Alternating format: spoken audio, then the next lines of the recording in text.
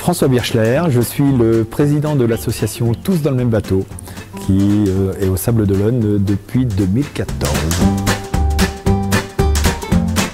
L'idée du départ, c'était de créer un festival. Et travaillant dans le milieu culturel, je voulais donner du sens à ce festival. Et ce sens, je l'ai trouvé assis dans mon canapé en regardant des reportages sur la problématique environnementale. Et là, je me suis dit, qu'est-ce que moi je peux faire ? Et j'étais comme tout à chacun, souvent on regarde ce genre de reportage, on se lamente, on éteint la télé et on retourne au travail le lendemain. Et là je me suis dit, waouh, moi je suis capable d'organiser des festivals et donc le lien était fait. J'ai réuni tout un tas d'acteurs et d'amis du milieu culturel. Nous sommes partis à 6 à monter le projet. Donc la première édition a eu lieu ici, aux Atlantes, car on voulait regrouper dans un même lieu concerts, projections, débats et des expositions. Et on a eu la chance, cette première année, de faire venir Yann Arthus-Bertrand. Et on avait pris en contact avec le mouvement Colibri, qui également ont répondu présent. On avait diffusé tous les films de Yann Arthus-Bertrand et le film Au nom de la terre, donc de Pierre Rabhi. Également, celui qui a propulsé un petit peu la deuxième édition, c'était le film de Marc de la Ménardière, En quête de sens, qui sortait tout juste. Et on a fait 800, on a fait la salle complète aux Atlantes et Marc de la Ménardière n'avait jamais vu ça, une standing ovation, et depuis Marc vient toujours sur le festival et il sera encore présent cette année. L'engouement, et il y avait de plus en plus de personnes à venir et il y avait de plus en plus d'intervenants qui répondaient positivement pour venir sur ce festival, et on nous faisait entendre, même par le mouvement Colibri ou même par la fondation Good Planet, que c'était un festival important pour eux, pour la mise en lumière, pour montrer un petit peu ce qui se faisait. À l'issue de la première édition, on s'est posé des questions. Est-ce que nous sommes là simplement pour sensibiliser ou est-ce qu'on peut être également acteur? Moi, j'ai été marqué par le film Au nom de la terre de Pierre Rabhi, et également j'ai été relativement touché des films de Yann Arthus-Bertrand. Je dis, on ne peut pas être indifférent. Donc je pense que la grosse difficulté aujourd'hui, c'est de savoir et de ne pas agir pour changer les choses. Et donc est venue l'idée, suite au film Au nom de la terre, de récupérer quelques bénéfices du festival et de faire des premières actions qui étaient de planter des vergers au sein des lycées et des collèges. Et l'idée, c'était que les enfants qui rentrent en seconde et les générations en génération voient pousser les arbres et puissent cueillir des fruits, voilà, mais en étant patients. Pour le deuxième collège, c'est eux qui nous ont même contactés. Il y a un professeur qui a été intéressé. Voilà, l'idée c'était ça. Vous nous contactez, on peut le financer, on vous le finance et on vous aide à l'installer. Donc, et il y a un troisième projet qui est en gestation sur un collège à La Roche-sur-Yon. On avait également envie de pouvoir faire un jardin collectif. Alors c'était pas un jardin partagé, c'était un jardin collectif où les gens pouvaient se rencontrer. Donc on a monté une petite structure, une convention, et aujourd'hui on a quasiment 1 hectare que l'on peut exploiter. Donc on en exploite pour l'instant, je dirais 4000 m², parce qu'on est en pleine structuration, on n'a pas de finances, donc c'est fait vraiment par la bonne volonté des gens.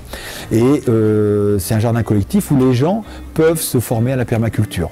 Alors c'est long à mettre en place, mais ça prend vraiment racine avec des gens enthousiastes. Et ce qui est impressionnant, ce qui est plutôt bien et positif, c'est que les personnes qui s'occupent du festival, ce ne sont pas forcément les mêmes qui s'occupent du potager de la Marion ou qui vont s'occuper des autres actions de l'association.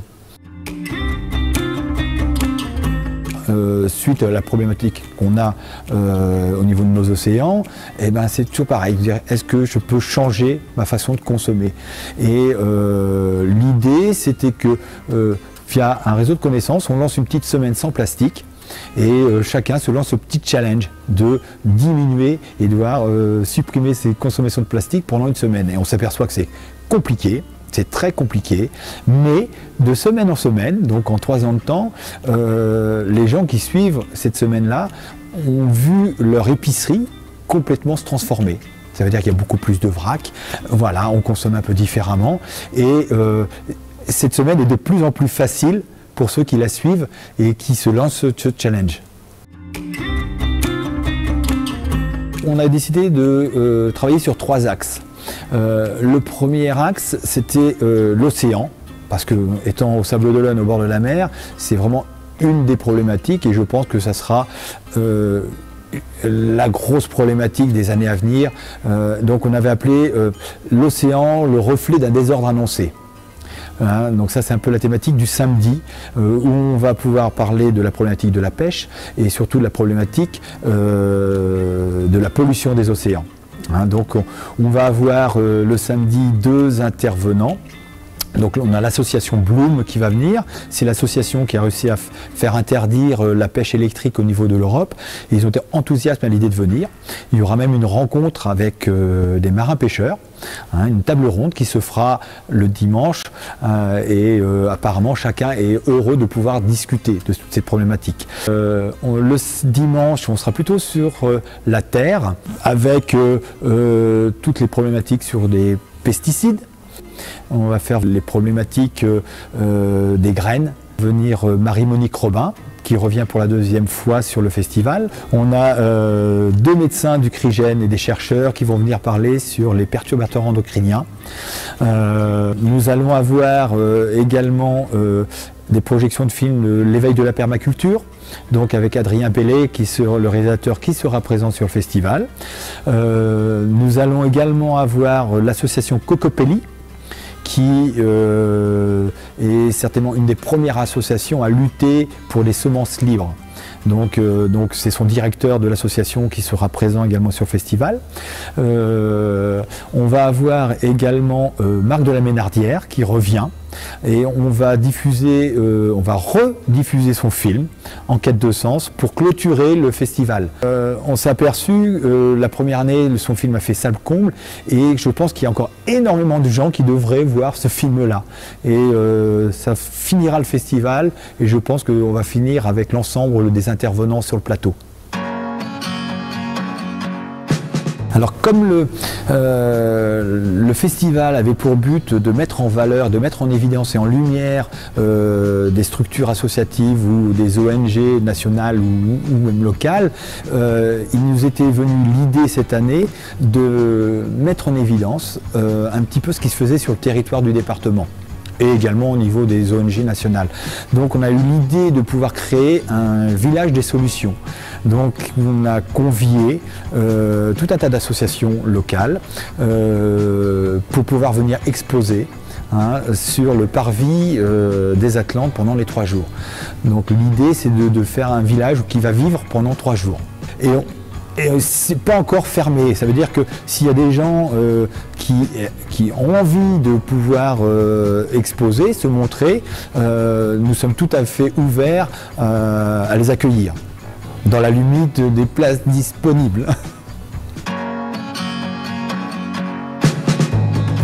C'est un vrai plaisir de pouvoir accueillir sur ce festival Demain Vendée, qui est le seul média permettant de regrouper toutes les initiatives positives. Et s'il y a un média qui a vraiment sa place sur le festival, eh ben c'est Demain Vendée.